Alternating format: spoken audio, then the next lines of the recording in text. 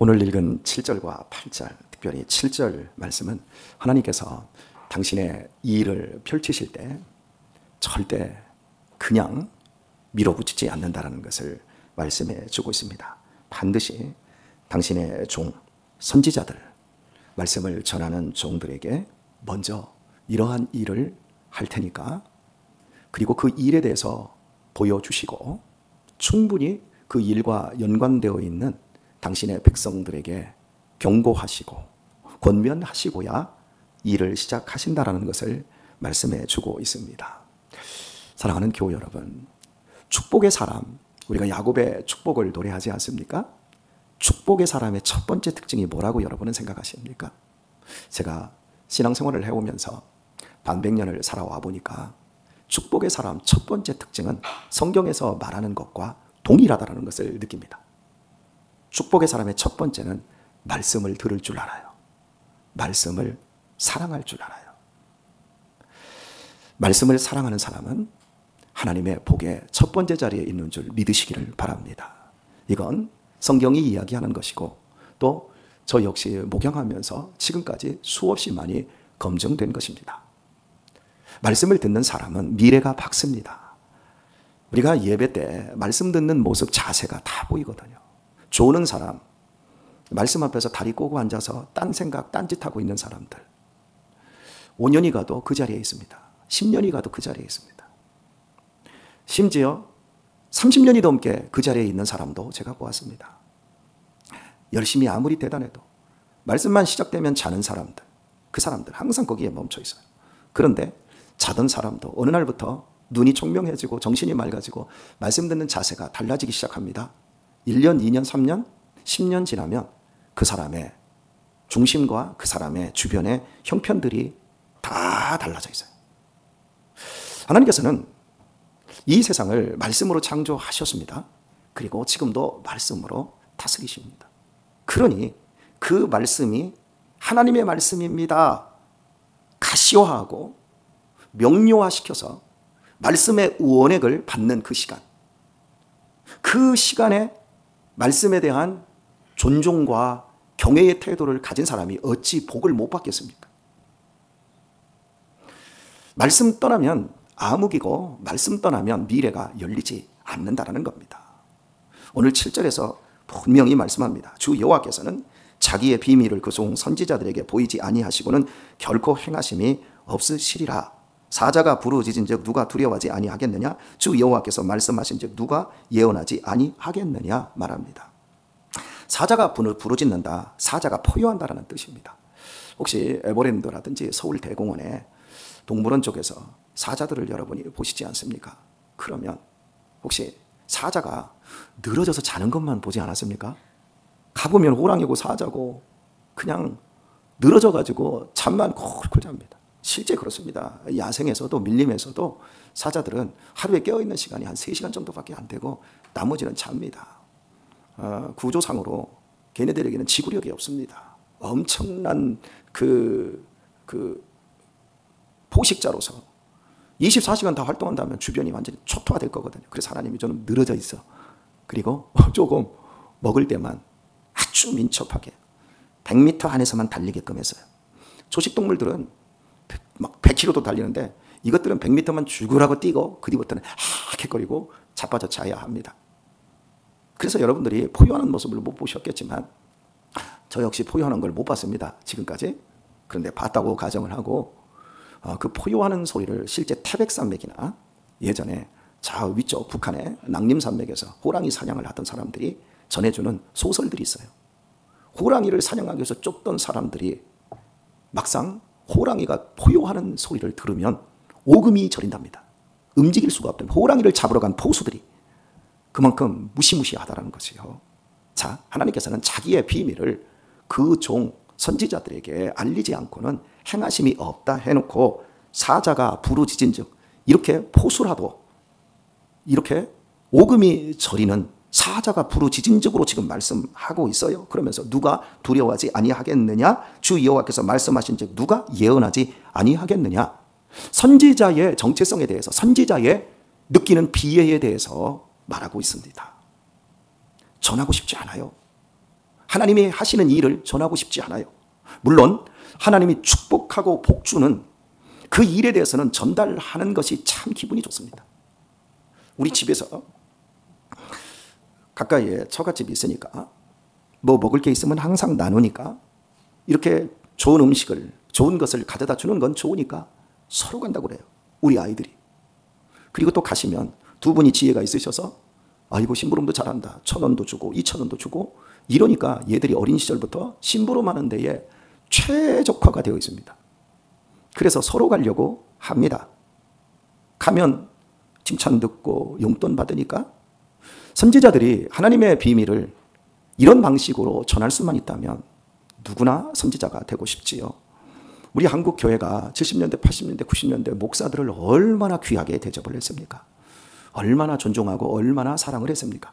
그러니 그때는 총신대 신대원이 평균 경쟁률이 4대1, 많을 때는 6대1. 제가 들어갈 때 한 850명 뽑는데 4,500명이 왔으니까. 그런데 지금은 모집 정원이 안 됩니다. 반절도 채워지지 않습니다. 정원이 지금은 한 400여 명 되는데 그것도 다 채워지지 않습니다. 보십시오. 사회생활 보십시오. 한국 사회에서 7, 80년대는 목회자들도 존중했습니다. 제가 초창기에 전도사 생활하고 할 때 밤 철야 예배, 그때 차량 운전하면 철야 예배 끝나는 시간이 보통 11시, 그전에는 12시, 1시, 제 청년 시절에는 뭐 1시, 새벽 3시, 아니면 금요일날 아예 제끼고 밤새도록 철야하고 토요일날 새벽 기도까지 하고 출근을 했었으니까요. 한밤에 운전을 하다 보면 경찰들이 이렇게 줄을 서서 바리케이트를 치고 음주 단속을 합니다. 교회 차가 딱 옵니다. 패스. 교회 봉고차는 패스입니다. 그리고 차를 딱 운전하고 가다가 이거 부세하려고 할 때 예, 저 목사입니다. 그럼 그렇습니까? 가십시오. 인정을 해줬어요. 그런데 지금 우리 한국 사회에서 큰 종교에서 가장 불신받는 곳이 교회고 그 불신받는 대상자들이 목사입니다. 지금 사회상이 이렇게 바뀌었어요. 그러니 종신에도 감신에도 또 대신 그리고 동학 측의 장신 다 미달이에요. 목회자 수급이 안 돼요. 아무도 안 하려고 그래요. 그리고 신학을 해도 신학생들의 3분의 1 조금 넘게 목사 한 수를 받고 나머지는 그냥 다 자기 직업 갖고 돈 벌러 다 갖고 있습니다. 존중을 못 받죠.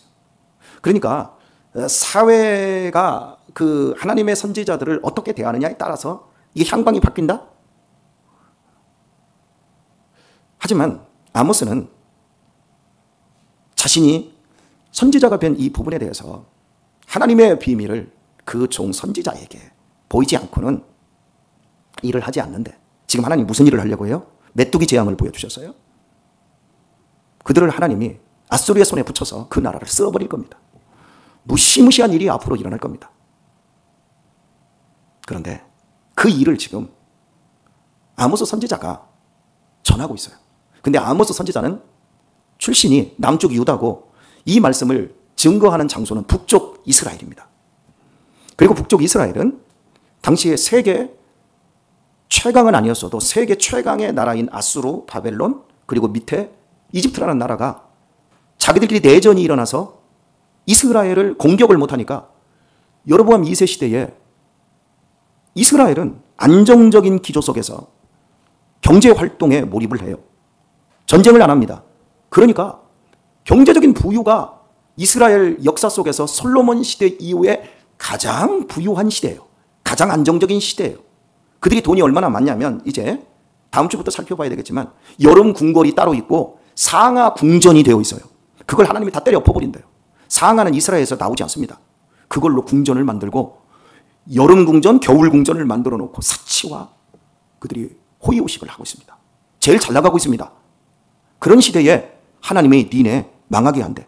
그런데 북이스라엘에 많은 선지자들이 있거든요. 그 선지자들은 이 경제적인 부유가 하나님이 우리를 사랑하셔서 이렇게 축복하신 거니까 우리 누리자. 우리도 별장 하나씩 갖자. 우리도 좀 많이 먹고 마시고 편하게 놀자. 할 수 있으면 고급 승용차도 타고 명품 아파트에서 살자. 우리도 정말 즐겁게 살자. 하나님이 우리를 복 주셨으니까 모든 선지자들이 다 그렇게 설교를 해요. 그런데 그 동네 출신도 아니고 그 나라 출신도 아니고 남쪽에서 올라온 유다 출신의 선지자 아모스가 오더니 공법을 불같이 정의를 하수같이 하나님께서 흘려보내라고 하지 않았더냐? 그런데 돈 많은 자들이 가난한 자들을 억압하고 수탈하며 공의를 버렸지 않느냐. 미슈파트 하나님의 의를 너희들이 버리지 않았느냐. 그래서 하나님이 저 아수르를 일으켜서 이 나라를 멸망시키겠다고 하신다. 이제라도 하나님께로 돌아오자. 이렇게 설교하는데 이거 들어먹습니까? 안 들어먹습니까? 지금 잘 나가는데. 안 들어먹습니다. 좋은 설교를 해야 들어먹는데 망한다고 설교를 하니 그들이 지금 11조를 떼어먹은 것도 아니고 그들이 예배를 안 드리는 것도 아니고 베델에서 단에서 그들은 제사를 잘 지내고 있어요. 하나님께. 겉으로 봤을 때는 그 어떤 시대보다도 잘 나가는 시대고 그들은 하나님의 축복을 받았다고 믿고 있고 많은 선지자들 모든 선지자들이 다 그렇게 설교하고 있어요. 그런데 유다 출신의 한 선지자가 오더니 이건 다 종교적인 쇼다. 우리는 하나님의 마음에서 떠나버렸다. 회개하지 않으면 큰일 난다. 장애 즉 덫이 그냥 땅에서 튀어오르겠느냐. 뭔가 닿았으니까 그렇지. 사자가 불에서 움킨 것이 있지 않고 포효를 하겠느냐. 공중에 날아다니는 새가 괜히 올무에 걸리겠느냐. 하나님이 지금 우리에게 덫을 놓았고 하나님이 우리를 지금 움켜잡고 있고 지금 이 일을 하려고 하고 있다. 그리고 이 일을 내가 너희에게 말하고 있는데 이 말은 나도 전하고 싶지 않아. 나도 두려워. 나도 힘들어. 그런데 이 일어날 일에 대해서 이것이 너무 분명하고 확실하니까 나는 두려움 속에서 예언하지 않을 수가 없다. 여러분 이런 표현을 우리는 예레미야에서도 보지 않습니까? 나도 전하고 싶지 않는데 내가 전하지 않으면 내 심령이 불이 붙는 것 같아서 내가 안전할 수가 없다. 여러분 선지자들의 고뇌가 이런 겁니다.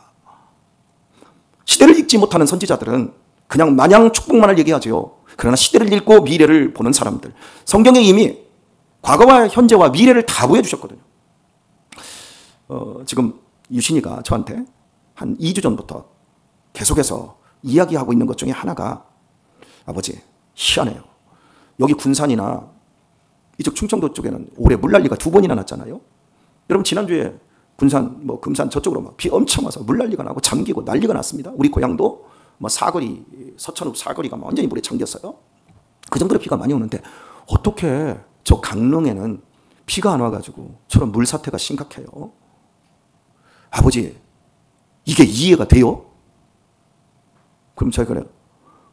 이해가 안 되는 게 뭐요? 그거 다 하나님이 하시는데? 이렇게 물어요. 그런데 어제는 아버지 안동도요. 지금 가뭄 때문에 큰일 났대요. 내년 상반기까지 다 가물대요. 비나 눈이 안 올 거래요. 지금 저수율이 20%밖에 안 된대요. 여보 아버지 어떻게 해요? 그래서 제가 유신아 마태복음 24장을 보면 하나님께서 이미 다 말씀해 놓으셨어요. 마지막 때가 되면 처처의 기근과 그리고 지진과 전쟁이 일어나리니 이렇게 말해요. 여기서 기근은 가뭄이거든요. 가뭄이 들면 농사를 못해요. 그러면 먹을 거리가 없어져요. 여러분 점점 그걸 여러분 우리가 보고 있지 않습니까? 우리나라는 가장 위기의 순간 선진국으로 확 진입을 해버렸어요.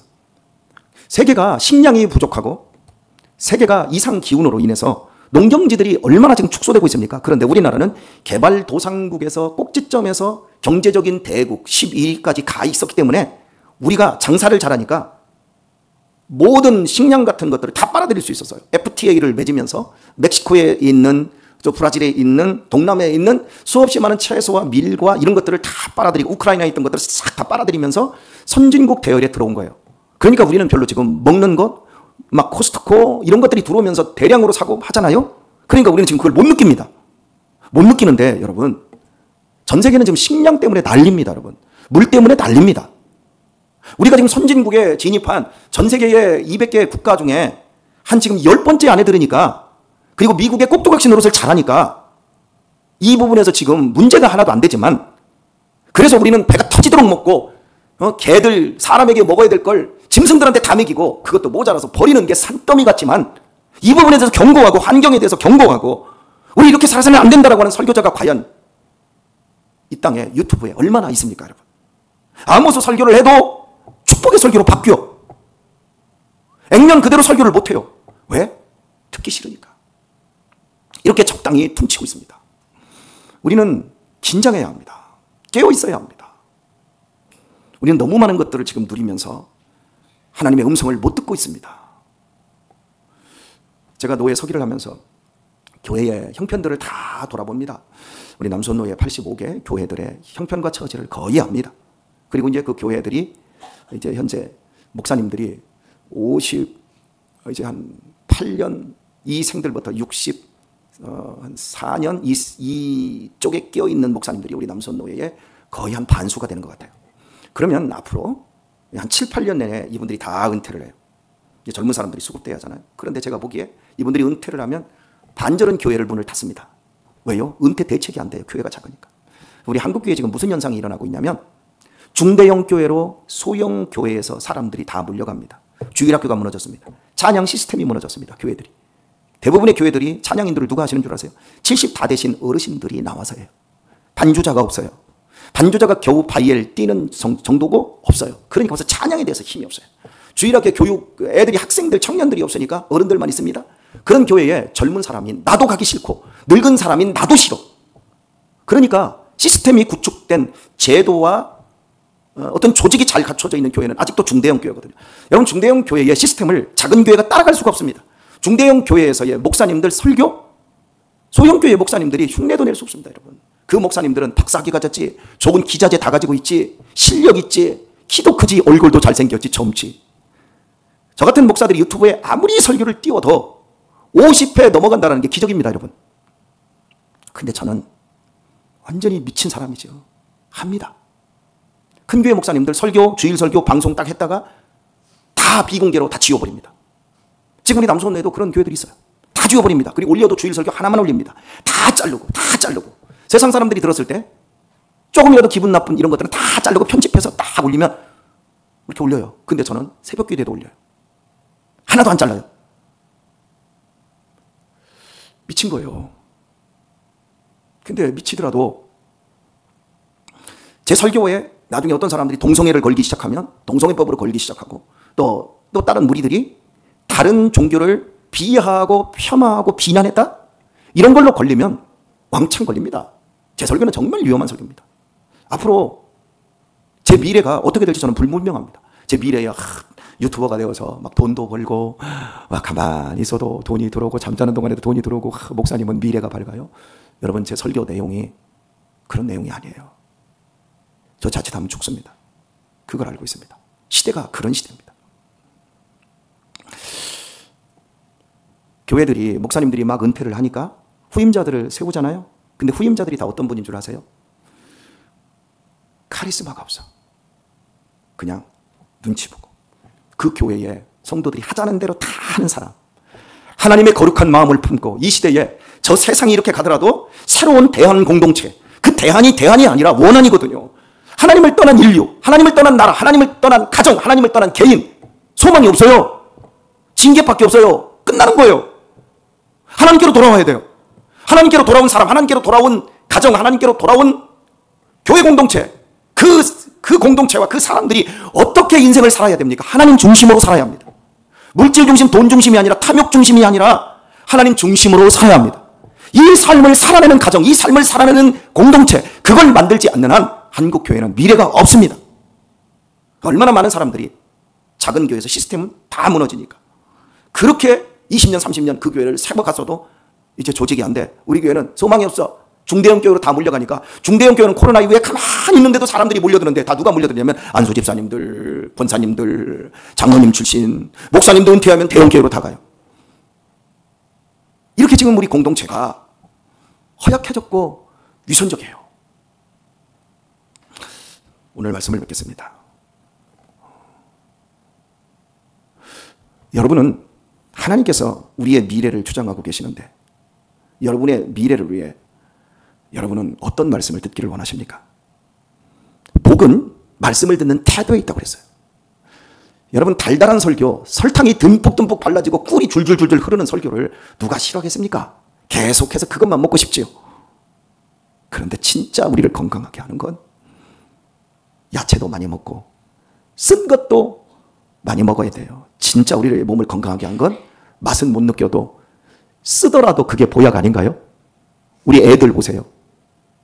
초콜릿, 아이스크림 먹어야 된다. 제발 이걸 먹어야 네가 산다. 부모가 그러고 줍니까? 아니에요. 지네들이 다 찾아 먹어. 보약지었어. 쓰대했어. 이거 좀 먹어야 된다. 먹어야 네가 기운을 차린다. 이거 먹어야 된다. 부모가 그러지 않습니까? 오늘 우리 하나님의 말씀을 대하는 우리 자세를 다시 한번 돌아보도록 하십시다. 그리고 저는 목숨 걸고 설교하고 있고 제 설교를 오픈하고 있습니다. 제 설교가 강하니, 제 설교가 거치니 그런 얘기 하지 마시고 여러분 강하고 거친 그 설교 속에서 여러분의 복을 일구시고 거기에서 여러분의 공동체를 하나님 중심으로 만들어가는 가정, 교회, 셀, 그리고 직장 이렇게 회복시키셔서 하나님의 이 무시무시한 말씀이 영원한 생명의 말씀, 십자가의 복음에서 오는 축복의 말씀으로 다 열매 맺으시길 우리 주 예수님의 이름으로 축원드립니다.